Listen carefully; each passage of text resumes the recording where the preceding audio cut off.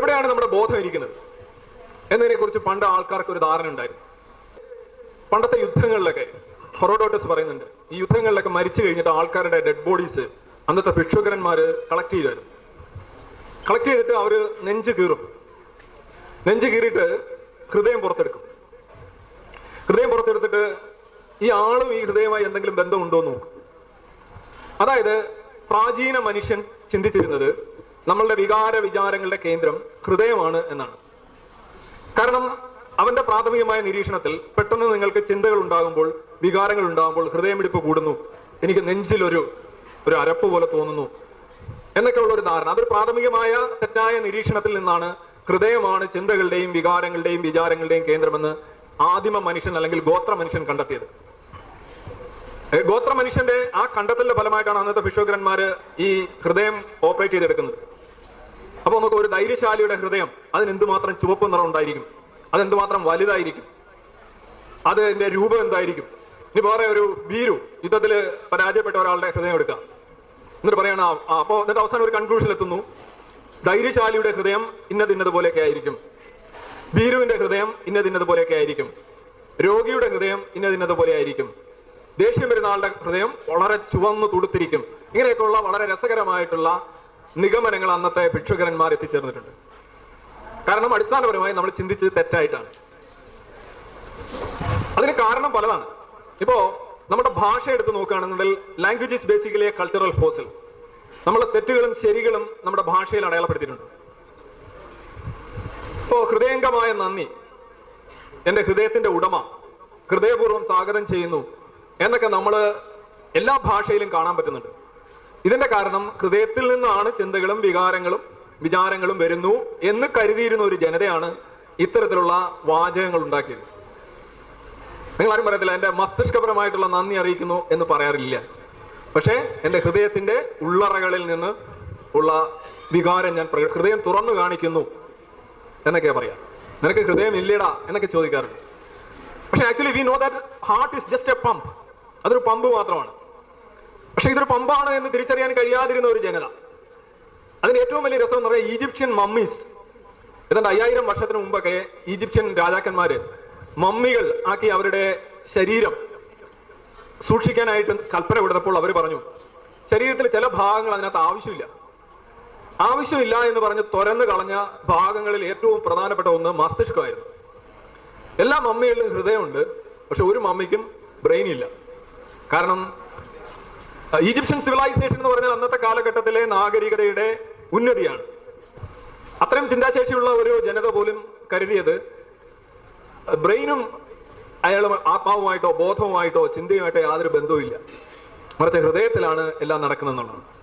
ഇനി നമ്മൾ ആത്മാവിനെ കുറിച്ചോ ബോധത്തെ കുറിച്ചോ ഒക്കെ പറയുമ്പോൾ പെട്ടെന്നൊരു ഉത്തരം നമുക്ക് കിട്ടും. ഇത് എങ്ങനെയാണ് ഇത് ഉണ്ടാകുന്നത്, എങ്ങനെയാണ് നിലനിൽക്കുന്നത്, ആർക്കും ഒരു പിടിയില്ലാതെ വരുന്ന ഏരിയാസിൽ പെട്ടെന്ന് നിഗൂഢവാദം തലപൊക്കും. ഇപ്പൊ പലപ്പോഴും നമുക്കറിയാം, നിഗൂഢവാദം എന്ന് പറഞ്ഞു കഴിഞ്ഞാൽ അജ്ഞത എവിടെയുണ്ടോ അവിടെയെല്ലാം അതിശക്തമായ മിസ്റ്ററി ആർഗ്യുമെന്റ്, അല്ലെന്നുണ്ടെങ്കിൽ എന്താ പറയാ, മിസ്റ്റിസിസം കടന്നു വരും. നിങ്ങൾക്ക് പറയാൻ കഴിയുമോ ഇത് എങ്ങനെയാണെന്ന്? ഇല്ല, പറയാൻ പറ്റില്ല. അപ്പൊ അതിനകത്ത് പിന്നിൽ എന്തോ ഇല്ലേ, ഉണ്ടോ അറിയില്ല, എന്നാൽ ഇതാണ് അത്. ലോകത്തെ ഏറ്റവും വലിയ മിസ്റ്റിക് ആർഗ്യുമെന്റ് എന്ന് പറയുന്നത് ഗോഡാണ്. ഈ ഗോഡിലേക്ക് നയിക്കുന്ന അതേ ആർഗ്യുമെന്റ് തന്നെയാണ് കോൺഷ്യസ്നെസ്സിന് അല്ലെങ്കിൽ ബോധത്തെ കുറിച്ചും നയിക്കുക. അതായത് നിങ്ങൾക്ക് എന്തുകൊണ്ട് അത് എക്സ്പ്ലെയിൻ ചെയ്യാൻ കഴിയുന്നില്ല, ആർക്കും അത് കഴിഞ്ഞിട്ടില്ല. അപ്പോൾ അതിന്റെ പിന്നിൽ എന്തോ നിഗൂഢമായിട്ടുണ്ട്. അപ്പോൾ ആ നിഗൂഢമായത് ഉള്ളത് കൊണ്ട് ഇന്നതുണ്ട്, പരബ്രഹ്മം ഉണ്ട്, അല്ലെങ്കിൽ കോൺഷ്യസ്നെസ്, പ്യുവർ കോൺഷ്യസ്നെസ് എന്ന് പറയുന്ന ഒരു സാധനം ഉണ്ട്, ജീവാത്മാവ് എന്ന് പറയുന്ന സാധനം ഉണ്ട്. ഇതൊക്കെ പറയുന്നതിന്റെ ഏറ്റവും വലിയ അടിസ്ഥാനം എന്ന് പറഞ്ഞാൽ ഒരു ഒബ്സ്ക്യുരാന്റിസം എന്ന് പറയാം. അറിയാൻ കഴിയാത്ത അല്ലെങ്കിൽ അജ്ഞേയമായിട്ടുള്ള കാര്യങ്ങൾ വിശദീകരിക്കാൻ കഴിയാതെ വരുമ്പോൾ പെട്ടെന്ന് നമ്മളൊരു കൺക്ലൂഷനിലേക്ക് എത്തിച്ചേരുകയാണ്.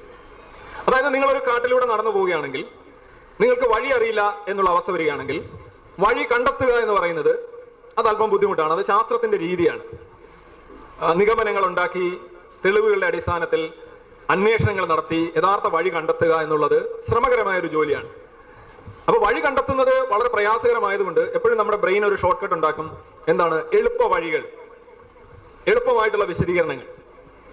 അതായത് തെറ്റായ വിശദീകരണങ്ങൾ പോലും നമ്മളെ കൂടുതൽ വിശദീകരണങ്ങൾ ഇല്ലാത്തതിനേക്കാൾ നല്ലതാണ്. അതായത് a false explanation is better than no explanation.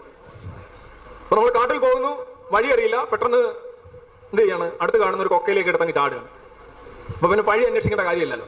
എന്ന് പറഞ്ഞാൽ ഈ കൊക്ക 5000 വർഷം പഴക്കമുള്ള കൊക്കയാണ്, ഇത് എന്റെ പിതാമഹന്മാരെല്ലാം ഈ കൊക്കയിലായിരുന്നു, ഈ കൊക്ക 1400 വർഷം പഴക്കമുള്ള കൊക്കയാണ്, ഈ കൊക്കയിലേക്ക് ചാടിയവരെല്ലാം ഇപ്പൊ വലിയ ആൾക്കാരാണ്.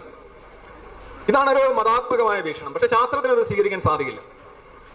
അപ്പൊ മിസ്റ്ററി ആർഗ്യുമെന്റ് എന്തുകൊണ്ട് നിങ്ങൾക്ക് കഴിയുന്നില്ല? ഇതിനെല്ലാം ശാസ്ത്രം പിന്നീട് പൊളിച്ചിട്ടുണ്ട്.